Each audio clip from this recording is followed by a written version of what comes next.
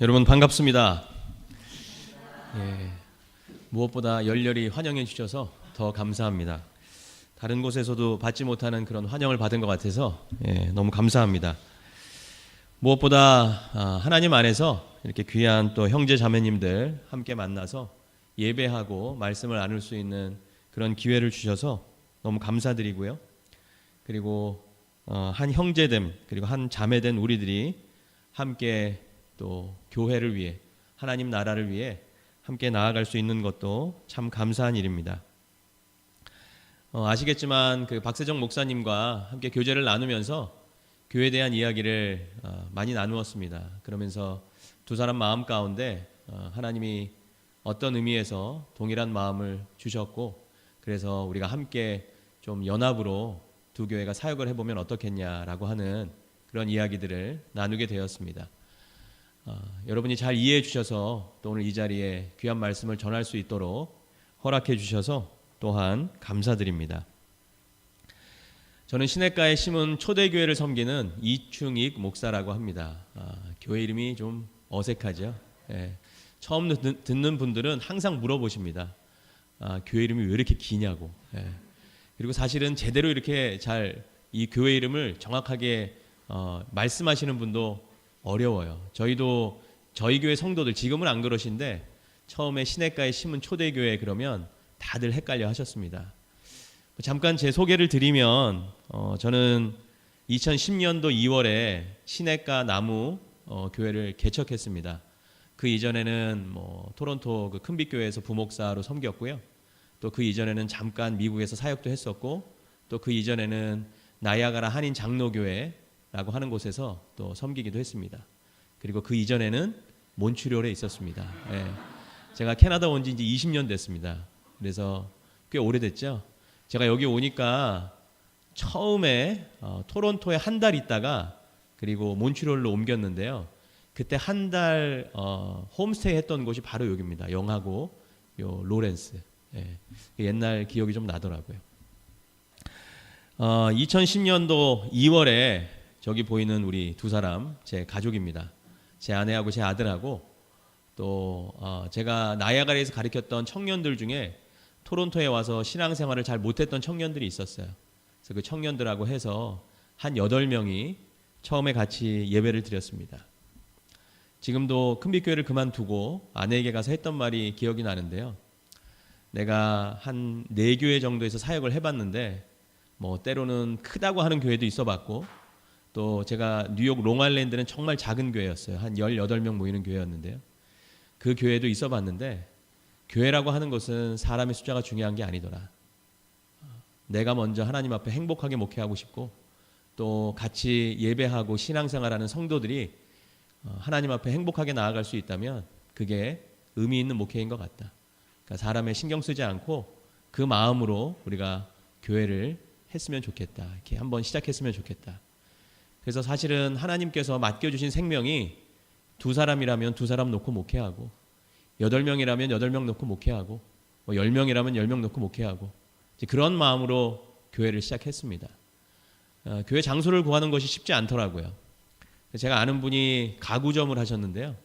가구점 2층 창고에서 한 4달 정도 예배를 드렸습니다. 근데 지금 생각해 보면 그때가 가장 은혜 있는 예배를 드렸던 것 같아요. 그때는 정말 환경이 그러니까요. 생각해 보면 오신 분들도 대단하지만 정말 이렇게 키보드 하나 놓고 그 프로젝트 하나 놓고 이렇게 스탠드 프로젝트 스크린 하나 놓고 제가 기타 치고 찬양 인도하고 말씀하고 다 했죠. 그때는 부르신 곳에서 나는 예배하는 그런 찬양 있잖아요. 이런 찬양 부르면 가슴이 막 뜨거워집니다. 이 창고에서 부르신 곳에서 예배를 드리는구나 이러면서 그렇게 한 6년 한 5년 정도 목회하다가요. 여기 토론토에 초대교회라고 하는 곳이 있습니다. 한 19년 된 교회인데 그 교회 담임 목사님이 갑자기 사임을 하셨어요. 그래서 그 교회에서 이제 좀 젊은 교회, 저희 교회가 젊지는 않은데 젊은 교회 그리고 좀 이렇게 함께 할 수 있는 교회가 있었으면 좋겠다 해서 이렇게 연락이 왔습니다. 그래서 그곳에 있는 성도님들을 만나서 같이 기도하고 이야기를 나누면서 3년 전에 두 교회가 하나가 된 거예요.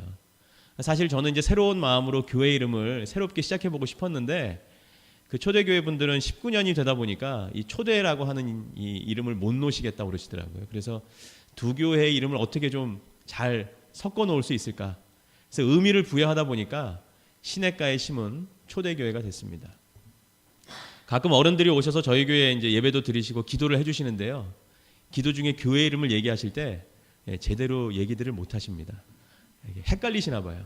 그래서 뭐 시냇가 가시다가 뭐 어떤 분은 갑자기 좋은 나무 교회로 가셨다가 어떤 분은 또 포도원까지 가셨다가 참 민망하고 죄송하지만 그렇게 태어나고 생겨난 교회가 시냇가에 심은 초대 교회입니다.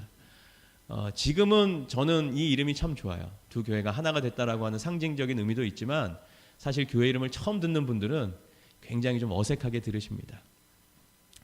서론이 조금 길긴 했지만 뭐 저에 대한 소개 그리고 왜 교회 이름이 그리고 지금까지 제가 한 7년 정도 사역하면서 있었던 일들을 간단하게 좀 말씀드려 봤는데요.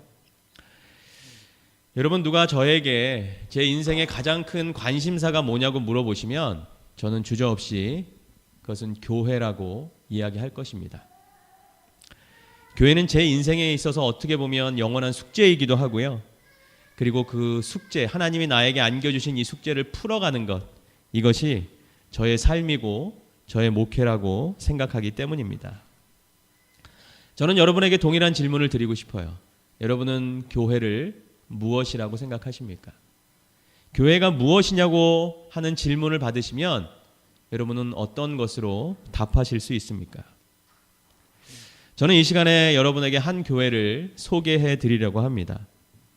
이 교회는 여느 다른 교회들처럼 처음 교회를 시작했을 때 복음의 열정을 가진 한 사역자와 그리고 그 사역자의 말씀 가운데 교육받고 양육받았던 신실한 한 부부가 함께 모여서 개척한 교회입니다.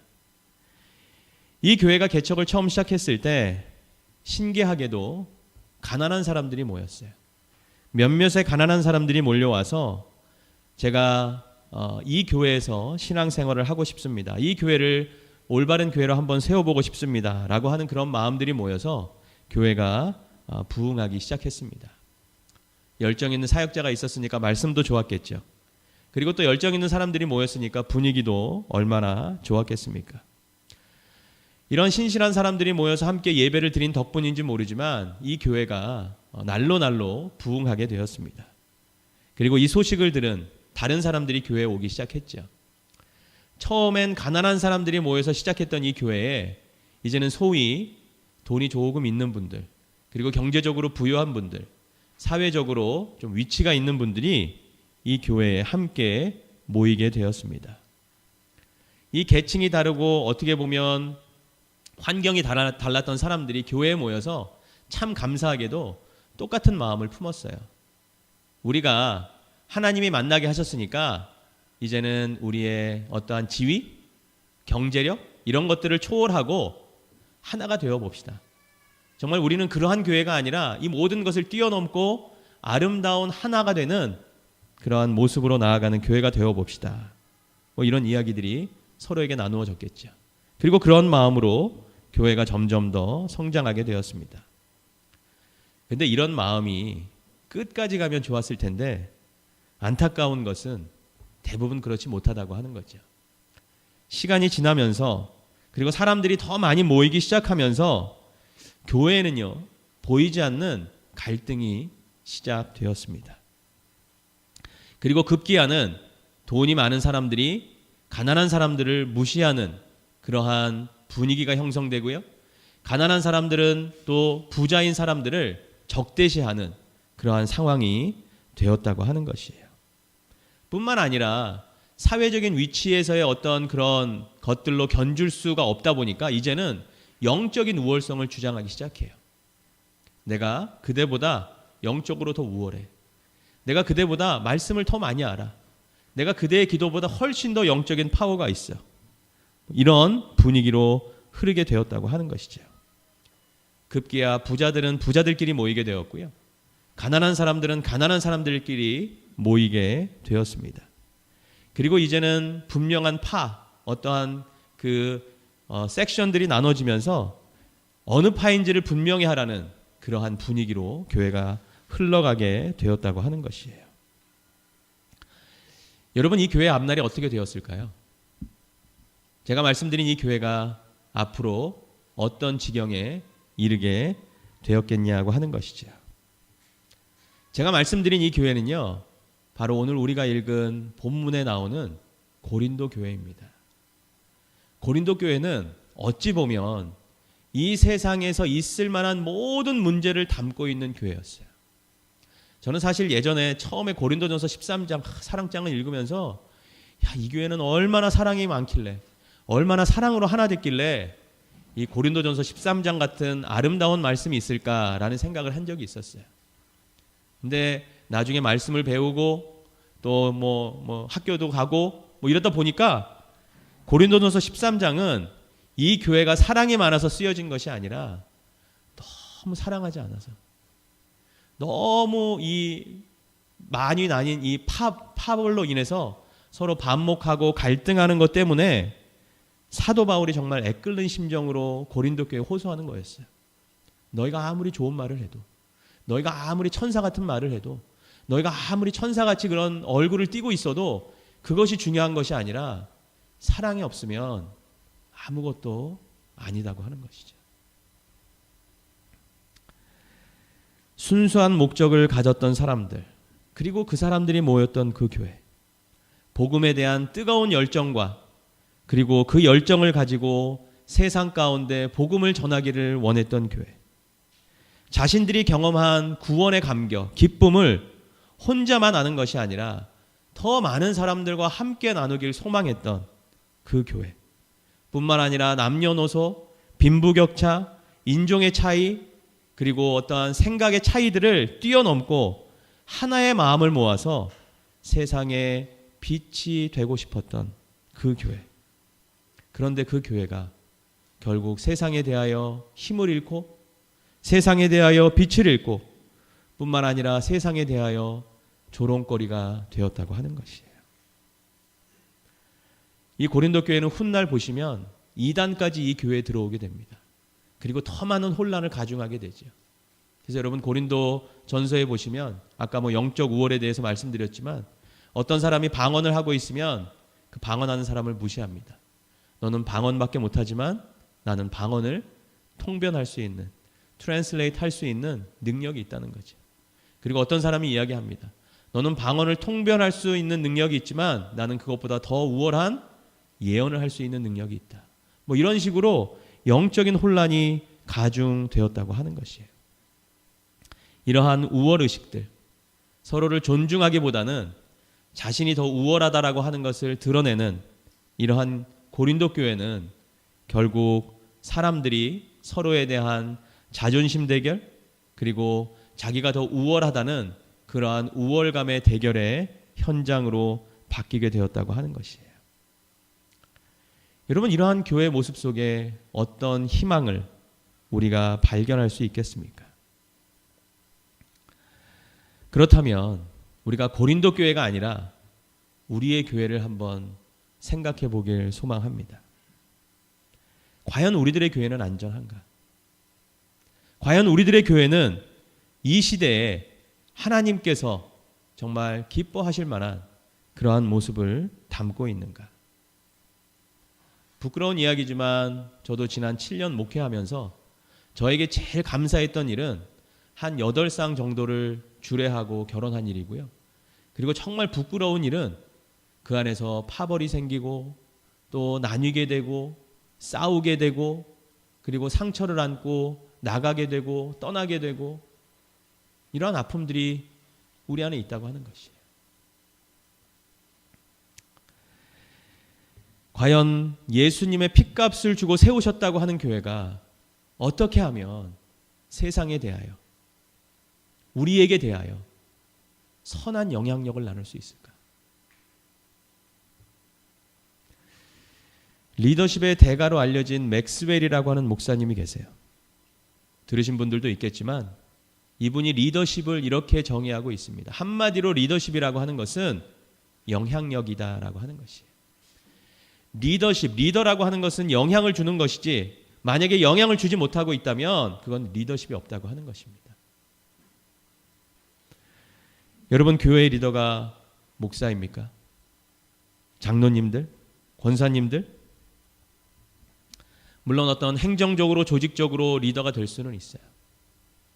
그러나 정말 교회가 리더의 역할을 감당한다고 한다면 이 세상에 대하여 우리는 선하고 바른 영향력을 줄 수 있어야 한다고 하는 것이에요. 만약에 리더가 영향력을 주지 못한다면 그 모임, 그 조직, 그 공동체는 반드시 문제를 경험할 수밖에 없다고 하는 것이에요.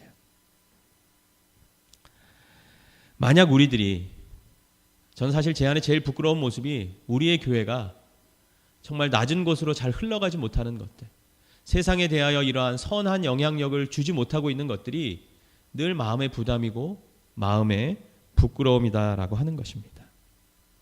그렇다고 해서 그냥 부끄러운 마음, 부담스러운 마음, 이런 마음만을 간직하고 살아야 되는가? 이런 마음만을 간직하고 목회해야 되는가? 그렇지 않다고 하는 것이에요. 어떻게 하면 교회가 선한 영향력을 나눌 수 있을까? 어떻게 하면 내가 목회자로서 선한 영향력을 나눌 수 있을까를 고민하고 결단해야 한다는 것이에요. 만약에 배움이 필요하다면 더 배워야 되고요. 기도가 필요하다면 더 기도해야 되고, 그리고 열심히 필요하다면 더 열심히 무엇인가를 위해 나아가야 한다는 것이죠. 어떻게 보면 이 시대의 우리들, 그리고 우리의 교회가 필요한 것이 바로 이러한 용기와 이러한 결단이라고 하는 것입니다. 교회는 분명히 가야 할 길이 있습니다. 그리고 교회는 분명하게 가르쳐야 할 것이 있고요. 교회는 분명하게 맡겨진 하나님의 나라에 대한 사명과 소명이 있습니다. 이것에 대하여 우리는 모두 동의하고 이해하고 있어요. 그런데 이러한 일들을 해나감에 있어서 교회가 가고자 하는 방향이 내 마음에 잘 들지 않을 때가 있죠. 그리고 교회가 하고자 하는 그 일들이 내가 동의되지 않는 어떠한 영역들이 있습니다. 뿐만 아니라 때로는 그러한 일들이 나에게 부담일 수 있어요. 그러나 그렇다고 해서 우리가 우리의 마음 가운데 그렇다고 해서 교회가 해야 할 일, 교회가 가르쳐야 할 일, 그리고 교회가 선택해야 할 것들을 하지 않아서는 안 된다고 하는 것이죠.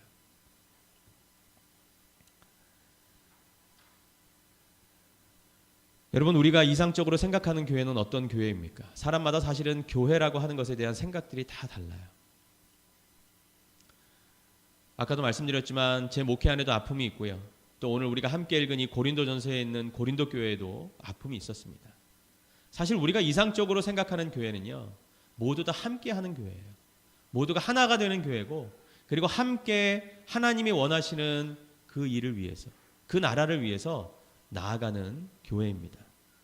때로는 반대하는 사람, 또 때로는 거기에 동의하지 못하는 사람, 때로는 뒤처진 사람이 있다면 기다려줄 줄도 알고 그들의 마음을 함께 모아서 함께 나아가는 것, 그것이 바로 우리가 원하는 교회의 모습이라고 하는 것입니다. 그런데 안타깝게도 우리가 살펴보니 고린도 교회는 계속적인 분열, 그리고 계속적인 나눔을 통해서 서로에게 돌이킬 수 없는 계속적인 상처를 안겨주고 있다고 하는 것이죠. 이제 예담교회 그리고 시냇가의 심은 초대교회는 정말 어떻게 될지 모르지만 우리가 한 마음으로 하나님이 원하시는 하나님의 나라, 하나님의 사역을 함께 해보자고 서로 기도하고 또 마음을 나누고 있는 가운데 있습니다.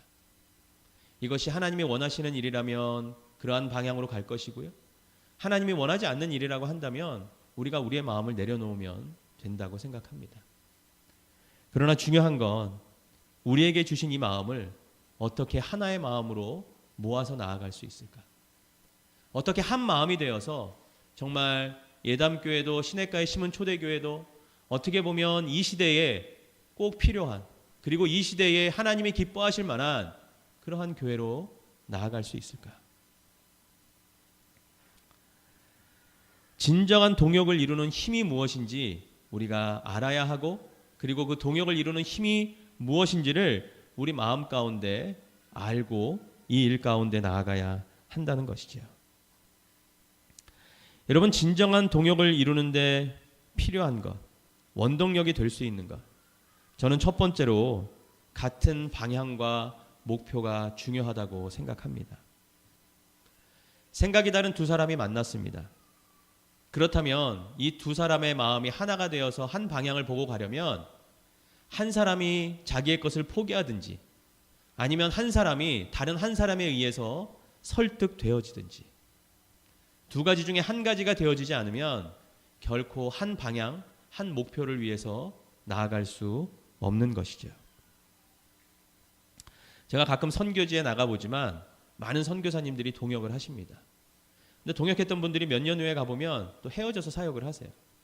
물론 그것이 다 뭐 좋고 나쁘고의 어떤 문제는 아니지만, 방향이 같지 않고 목표가 같지 않으면 사실 앞으로 함께 나아가는 것이 한계가 있을 수밖에 없다고 하는 것이죠. 박 목사님과 제가 만나면서 교회 방향, 그리고 교회의 어떤 비전을 놓고 봤을 때 마음이 맞는 부분들이 많이 있다고 하는 것을 발견하게 되었어요. 물론 두 사람의 마음이 아니라 두 교회의 마음이 더 중요하지만, 어쨌든 두 사람이 만나서 함께 이야기할 때 우리의 마음 가운데 그러한 부분들이 있다고 하는 것이 서로 확인되어질 수 있다고 하는 것이었습니다. 같은 방향, 같은 목표가 아니면 언젠가는 헤어질 수밖에 없다고 하는 것이. 두 번째는 성품입니다. 하나님은 우리 각 사람에게요, 성품을 주셨습니다. 그 성품들이 다 다를 수 있죠. 저는 교회에도 교회마다 성품이 있다고 생각합니다. 제가 예담교회 성품은 잘 모르겠는데, 저희 교회 성품은 이렇게 얘기하면 좀 너무 추상적이긴 하지만, 제가 생각하는 저희 교회는요, 그냥 착하십니다. 그냥 착하세요. 대부분의 분들이 순하시고 착하시고, 뭐 이런 표현이 마음에 안 드실지 모르겠지만, 저는 저희 성도들을 뵐 때마다 제 마음에 드는 그런 마음들이에요. 그리고 또 하나는 우리 교회 성도들은 한 가지 일을 시작하면 꾸준한 게 있습니다. 그래서 꾸준함이 있는 분들이세요. 꾸준함이 있고 순한 그러한 성품이 저는 우리 시냇가에 심은 초대교회 성품이라는 생각을 합니다. 과연 예담교회는 어떤 성품이 있을까요? 그런데 중요한 건 예수님은 이렇게 말씀하세요. 너희 안에 이 마음을 품으라. 곧 예수 그리스도의 마음이니. 이 땅에 있는 모든 성도들이 품어야 할 마음이 있다면, 품어야 할 성품이 있다면, 그것은 바로 예수 그리스도의 마음이라고 하는 것입니다. 우리가 정말 예수 그리스도의 마음을 함께 품을 수 있다면 우리는 같은 성품으로 예수님이 원하시는 사역과 삶과 공동체를 만들어갈 수 있다고 생각합니다. 예수 그리스도의 마음을 닮아가는 것, 우리의 삶의 방향이 예수님의 마음을 닮아가는 것, 우리 공동체의 모습이 그럴 수만 있다면 저는 예수 그리스도 안에서 하나된 형제와 자매가 만나 하나님의 나라를 세워가는데 분명히 힘을 받을 수 있다고 생각해요. 어떤 상황도, 어떤 사람도 내가 정말 예수 그리스도의 마음을 품고 그것을 다 은혜로 예수님의 마음으로 품겠다고 하는 마음이 우리에게 동일하게 있다면 우리에게 다가오는 위기 속에, 갈등 속에 우리는 하나의 문제 해결책을 가지고 나아갈 수 있다고 하는 것이죠. 결국 교회가 같은 성품을 품어야 되고 같은 성품을 가꾸어 가야 하는 것입니다. 이 마음을 잊지 않는다면, 예수 그리스도를 품겠다고 하는, 예수 그리스도의 마음을 품겠다고 하는 이 마음을 잊지 않는다면 우리는 하나님이 허락하시는 아름다운 동역의 열매를 맺을 수 있다고 하는 것이죠. 세 번째는 한 성령 안에서 깨어 있어야 하는 것입니다. 여러분, 오늘 소개한 고린도 교회는 많은 문제들을 가지고 있다고 말씀드렸어요. 그래서 바울은요, 고린도 교회 교인들을 향해서 오늘 본문 서두에 이렇게 이야기하고 있죠. 내가 밥으로 너희에게 주는 것이 아니라 저주로 너희에게 주는 것이고, 내가 너희에게 어른에게 말하듯이 하는 것이 아니라 어린 아이에게 말하듯이 할 것이다. 왜냐하면 너희가 성숙하지 못하기 때문이다라고 하는 것이에요. 너희는 너희 스스로의 모습을 너무나 과대평가하고 있지만 영적인 눈으로 보는 너희의 모습은 아직도 어린아이에 불과하다는 것이죠.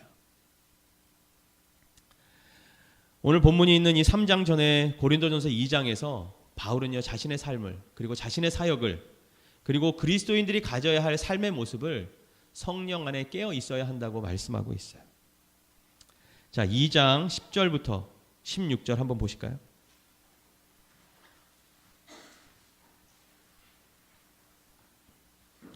자, 고린도전서 2장 10절부터 16절입니다. 우리가 말씀이 조금 길기는 하지만 같이 함께 한 목소리로 합독하도록 하겠습니다.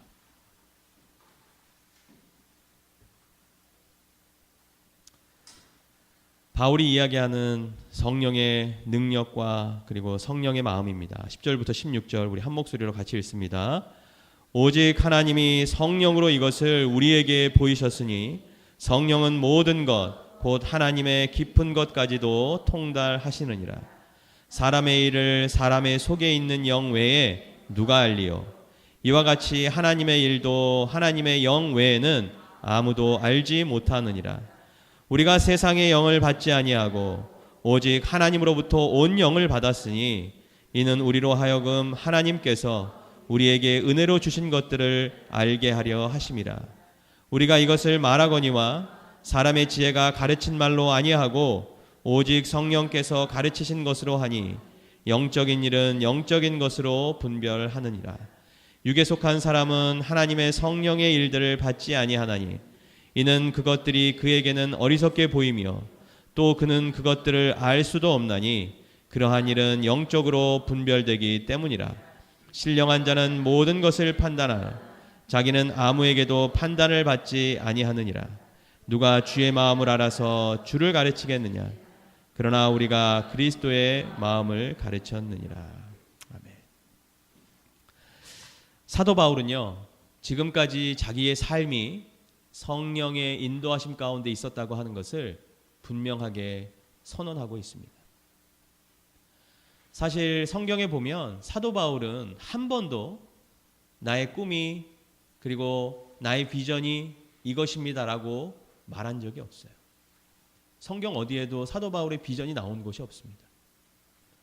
사도 바울이 한 것은요, 본인이 오늘 고린도전서 2장에서 고백한 것처럼 성령의 영을 따라 순종했던 거예요. 성령이 어떤 분인지 알았기 때문에 하루하루 성령의 말씀 가운데 주시는 마음 가운데 순종했다라고 하는 것입니다.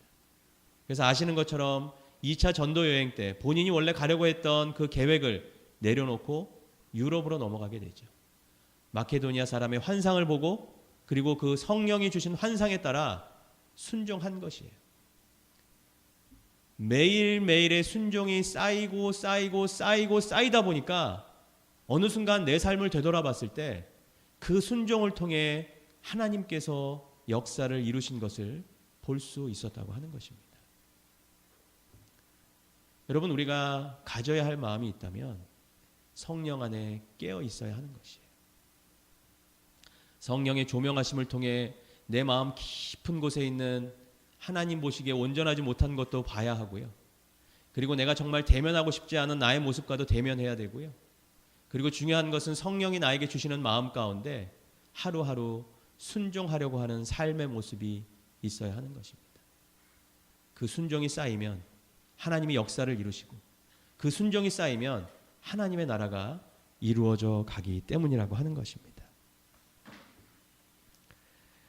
저는 교회가 살아가는 길, 공동체가 살아날 수 있는 길 역시 성령 가운데 모든 성도들이 깨어 있다면 우리는 하나된 마음으로 하나님의 일들, 하나님의 그 계획들을 이루어 갈 수 있다고 하는 것입니다. 오늘 본문에서 바울은요, 성령의 능력을 믿었기 때문에 본문 마지막 절에 너희들이 어린아이 같고 젖먹이 같고 그래서 내가 말을 이렇게 하고 아이에게 하듯이 하지만 그럼에도 불구하고 너희를 포기할 수 없는 것은 성령께서 너희와 함께 하시기 때문이다라고 하는 그러한 말씀을 도전으로 주고 있다라고 하는 것이에요. 오늘 본문 마지막 절입니다. 3장 우리 9절의 말씀이에요. 3장 1절부터 8절은 계속해서 바울이 그들의 상태에 대해서 이야기하죠. 그러나 9절 말씀은 이렇게 이야기하고 있습니다. 우리 9절 말씀 같이 한번 합독하도록 하겠습니다. 함께 읽습니다. 우리는 하나님의 동역자들이요 너희는 하나님의 밭이요 하나님의 집이니라. 지금까지 나를 인도하셨던 이 성령께서, 그리고 지금까지 내 삶 가운데 나와 함께 하신 이 성령께서 너희를 포기하지 않는 한 너희는 지금 비록 어린아이와 같은 그러한 말씀을 듣지만 언젠가는 너희를 통해 하나님의 역사가, 은혜가, 뜻이, 계획이 임할 것이다 라고 하는 것이에요. 여기서 이야기하는 너희는 하나님의 밭이요, 밭이라고 하는 것은 게오르 기온이라고 하는 헬라어에서 유래된 말인데요, 신약 성경에 보면 유일하게 여기에서만 기록된 말씀입니다. 그리고 하나님의 집이다 라고 했을 때 이 집이라고 하는 것은 오이코도메라고 하는 헬라어인데요, 이 표현은 바울이 신약에서 대단히 많은 곳에서 사용하고 있는 그러한 표현입니다. 중요한 사실은 무엇이냐? 바울이 고린도 교회 교인들에게 너희들의 영적인 수준이 아직 어린아이 같다고 여겨지지만 그럼에도 불구하고 여전히 너희는 하나님의 교회다라고 하는 것이에요. 너희는 여전히 하나님의 교회다. 성령께서, 지금까지 나를 인도하신 성령께서 너희를 하나님의 밭으로, 집으로 여겨주시고, 그리고 언젠간 하나님의 집이 되고 하나님의 밭이 되는 그러한 온전한 교회로 세워가실 것이다. 우리 모두가 부족하고, 우리 모두가 연약하고, 우리 모두가 어린아이 같지만 그럼에도 불구하고 성령께서는 성도된 우리들을 하나님의 교회로, 하나님의 밭으로, 하나님의 집으로 표현하시고 인정해 주시고, 그리고 그러한 사람들이 될 수 있도록, 그러한 역할들을 감당하는 사람들이 될 수 있도록 소망과 기대와 선포의 마음을 가지고 계시다고 하는 것이에요. 여러분, 우리가 아무리 부족해도 어쩌면 사도 바울이 지금 우리들의 모습, 이 시대의 교회들의 모습을 보면서 내가 너희가 젖먹이 같아서 젖먹이 하듯이 하고 너희가 아이 같아서 아이에게 말하듯이 한다라고 하는 말씀으로 우리에게 말씀을 주실 수는 있지만, 그럼에도 불구하고 마지막에는 우리를 향한 성령의 소망, 너희가 하나님의 집이고 하나님의 밭이고 너희 한 사람 한 사람이 하나님의 성전이라고 하는 그 소망을 결코 놓지 않고 계시다고 하는 것을 반드시 말씀해 주실 것입니다. 이 땅엔 지금도 수많은 교회들이 세워졌다가 그리고 사라지고 있습니다. 여러분, 그렇다고 해서 하나님의 교회가 사라지는 것은 아닙니다. 지금도 이 땅에는 사회적으로 지탄받고 그리고 사회적으로 조롱받는 많은 교회들이 있죠. 그렇다고 해서 모든 교회들이 하나님 나라의 덕을 끼치고 있지 않은 것은 아니라고 하는 것이에요. 알려지진 않았지만, 그리고 어딘가에 마치 하나님께서 엘리야를 숨겨놓으셔서 엘리야를 통해 북이스라엘을 새롭게 하시려고 했던 것처럼 어딘가엔 숨겨두신 하나님의 의를 이루어가는 귀한 교회들이 있다고 하는 것이죠.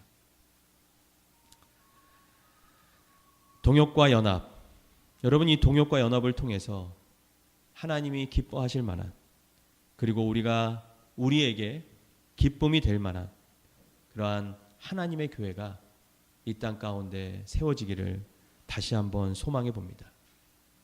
우리 모든 성도들이 정말 하나님을 향한 꿈뿐만 아니라 하나님께서 이 땅에 세워주신 교회를 향한 그 교회에 대한 꿈을 함께 꾸어가면서 우리의 동역이, 우리의 만남이 하나님의 의를 이루어갈 수 있다면 우리의 만남은 결코 우연이 아니라 하나님께서 이루어 가시는 필연이라고 하는 것입니다.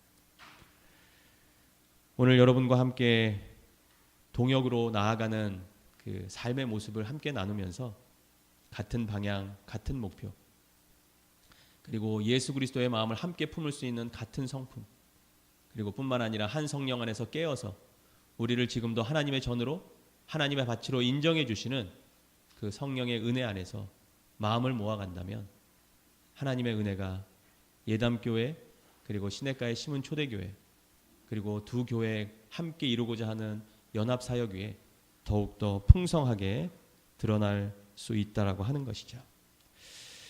이러한 마음이 우리 가운데 모아지기를 다시 한번 주님의 이름으로 도전드리고 또 축원드립니다. 우리 함께 기도하도록 하겠습니다.